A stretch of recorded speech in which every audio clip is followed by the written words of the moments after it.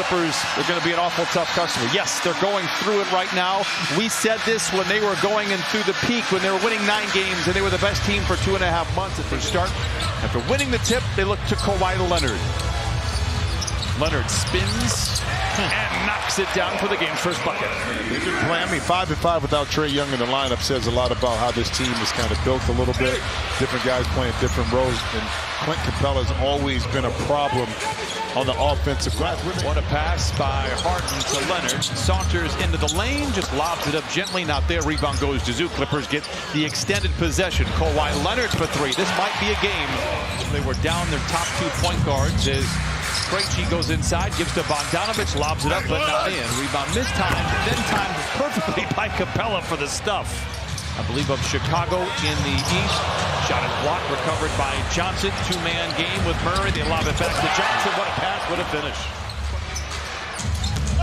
Krejci lobs it up, but not in. Was that in between like a pass and a shot?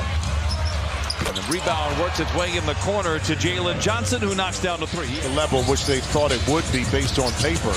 Individually, they have had good seasons that have not equated to wins. Kawhi Leonard is going to score almost every point for the Clippers. He's got 10 of the 12 Clippers by the way. Johnson comes away with the rebound for Atlanta.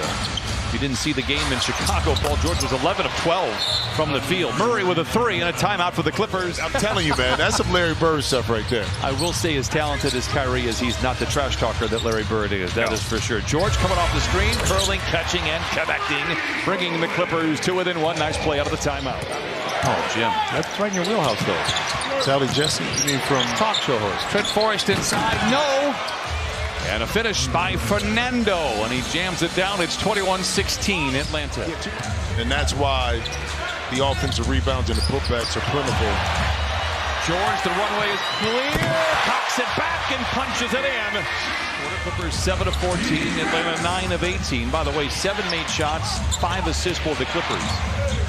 Hunter inside, counted at a foul. He's talked about the influence that Kawhi had, just showing him how to work, how to be a professional. Forrest inside. They go out on the wing to Hunter for 3. It's good. Big intensity in a situation I don't think he's been familiar with for a while. But he struggled a little bit in New Orleans. He can get his groove right back. Oh, and the all-time leader in corner threes made continues.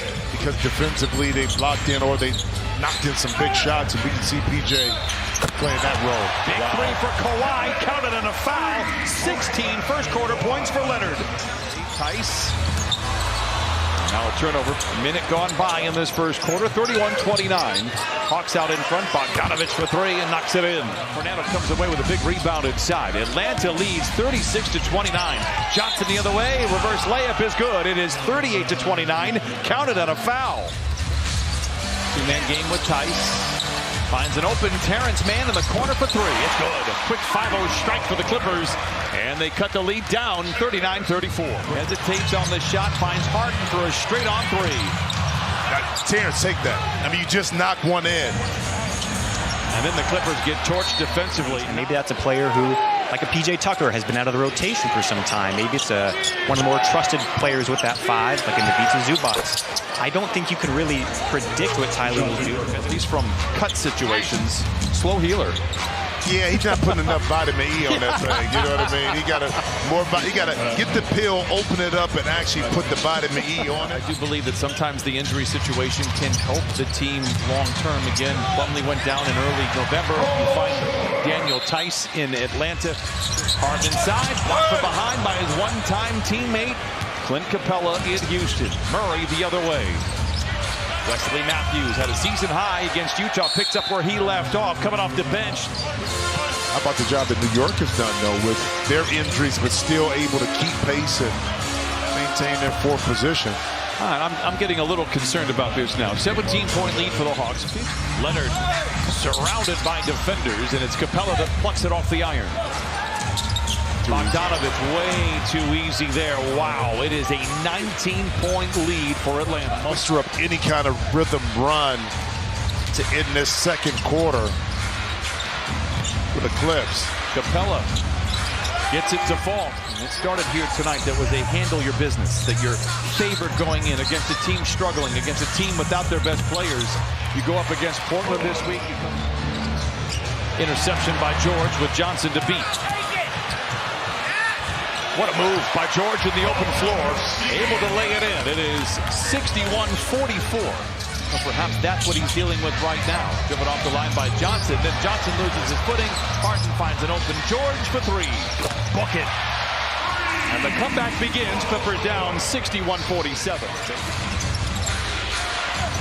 Johnson.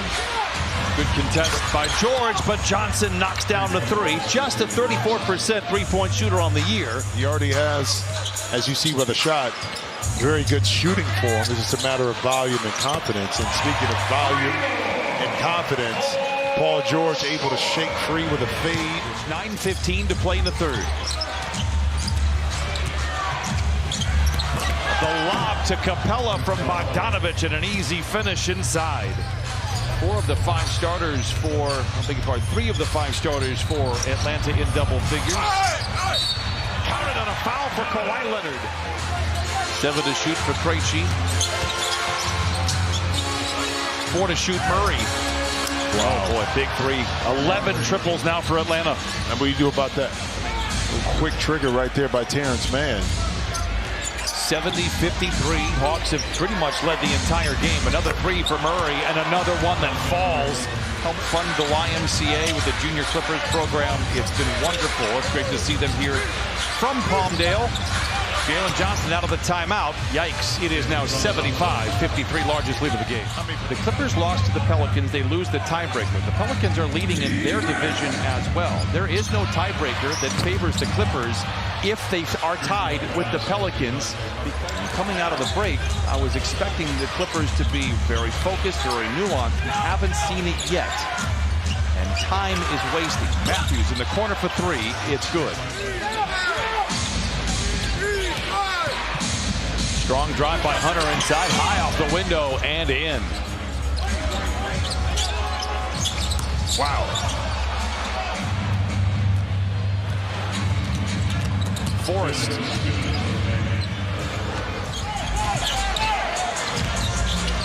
Can't shake free. Playing with it. Playing with it. It's Johnson. Hunter counted and a foul. now everybody's trying to get closer to the basket instead of maintaining the spacing and gaps. Because you're not hitting shots a la kind of like what the Hawks have been able to do.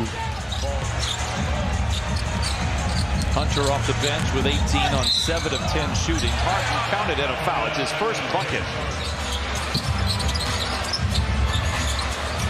Clippers get into the paint on back-to-back possessions there. Fall deep into it. And it was a level of kind of the front office wrinkle that I did not fully appreciate. It's a lot easier to kind of build your organization around those individuals. Excellent hustle here from P.J. Tucker in a lopsided affair so far. Harden feeling it. Oh, he knocks it down. It's a 20-point game. Good defense, though, right there. But then on the second, the Clippers had 2 good efforts. The third effort, however, Atlanta came out with a lot more energy and effort early in this game, and they set the tone. And thus far, we couldn't respond to that, only in small spurts. 9 points now for Coffee in the corner for 3. Clippers 11 of 36 from the three-point line. That's 30%. Johnson in the corner for 3, and that might be the dagger. Indeed it is. Boston off the curl, can't get it to fall.